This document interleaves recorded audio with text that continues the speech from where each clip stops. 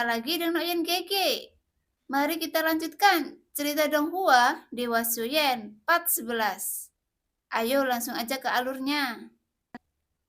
Meskipun kekuatan Bayan dapat memiliki efek pada orang-orang Taisu, dan meskipun baju besi Dewa Palsu tidak dapat sepenuhnya memblokir kekuatan Bayan, itu masih memiliki efek perlindungan tertentu, dan orang-orang Taisu dapat terbangun secepat mungkin. Akan tetapi, api kali ini sudah cukup lama dalam pertempuran ini. Ketika Shuyo pulih dari keruntuhannya, sosok Xiuyan muncul di depannya, dan Suyo tidak tahu apa yang terjadi barusan. Tetapi perasaan seperti itu membuatnya merasakan ketakutan yang tak ada habisnya.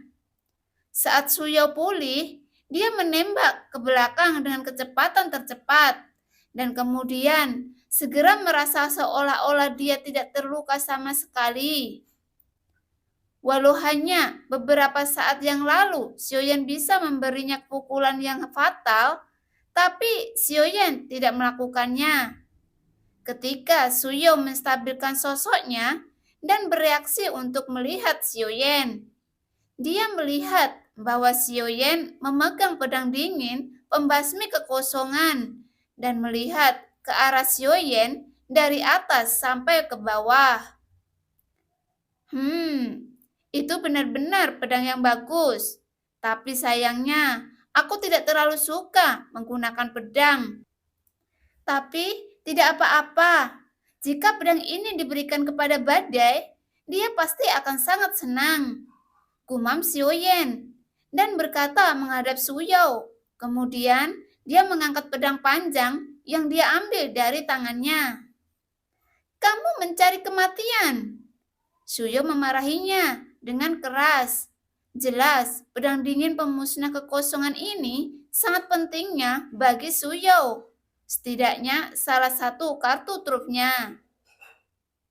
Namun, Xiuyan tampaknya mengabaikan raungannya dan mengambil pedang dingin pemusnah kekosongan dan memasukkannya ke dalam cincin koleksinya.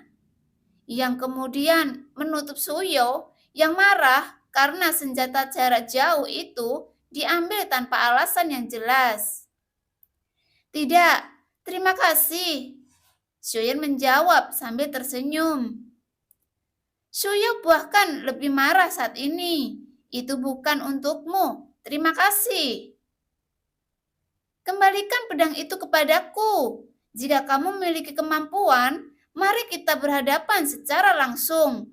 Dan jangan bermain-main dengan trik jahatmu. Suyo tampaknya sangat marah pada Xiuyan yang jelas-jelas menganggap trik pendosa dengan sangat serius. Dia masih memiliki banyak trik untuk mengadakan pedang pemusnahan kekosongan. Namun pada saat ini, pedang itu diambil oleh Xiuyan yang membuat Suyo sedikit bingung. Trik berdosa? Aku tidak senang ketika kamu berbicara seperti itu. Jangan berpikir bahwa jika kamu memberiku pedangmu, aku akan memukulmu dengan ringan. Bahkan, jika kamu dalam kondisi yang baik, kamu harus dipukuli dan dibunuh jika kamu membutuhkannya.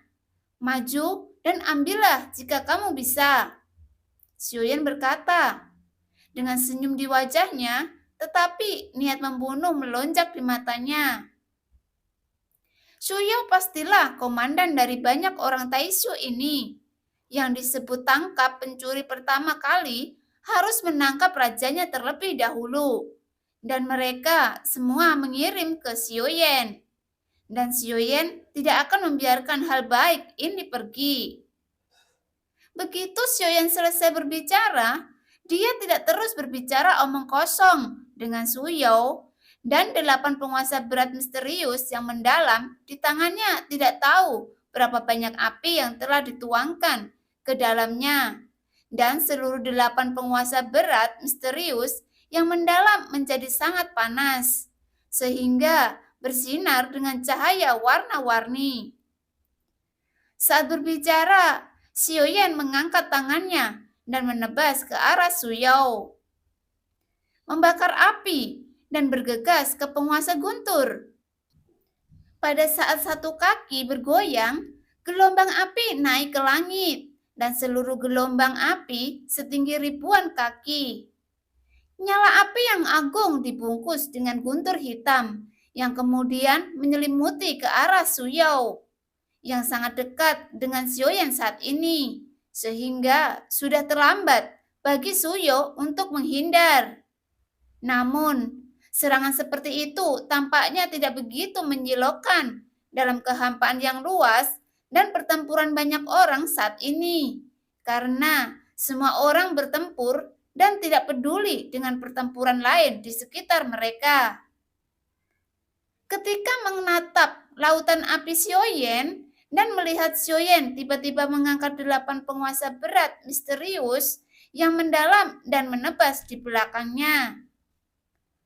Suara tabrakan emas dan besi bergema lagi, dan kali ini bukan Suyou yang meluncurkan serangan diam-diam di belakang Xiaoyan.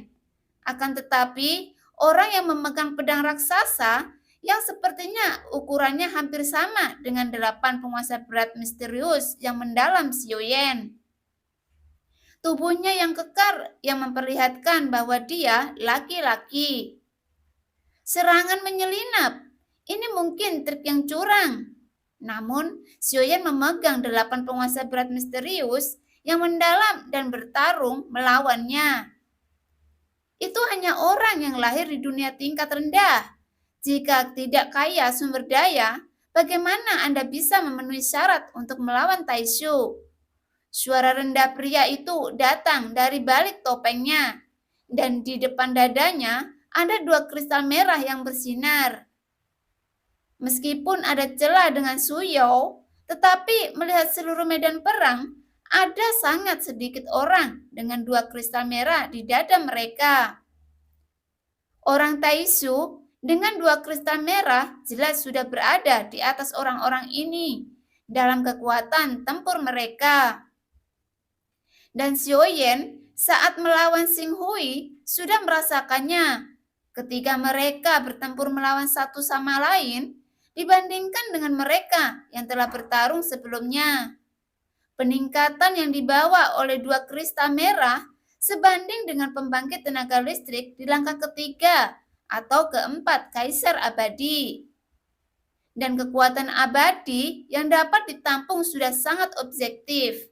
Dalam pertempuran, itu tidak akan berhati-hati dalam konsumsi keabadian yang berada di dalam kristal merah dan lebih berani menggunakan kekuatan abadi. Xiaoyan tidak tahu bahwa selain perbedaan jumlah kristal merah, keduanya sebenarnya adalah dewa palsu.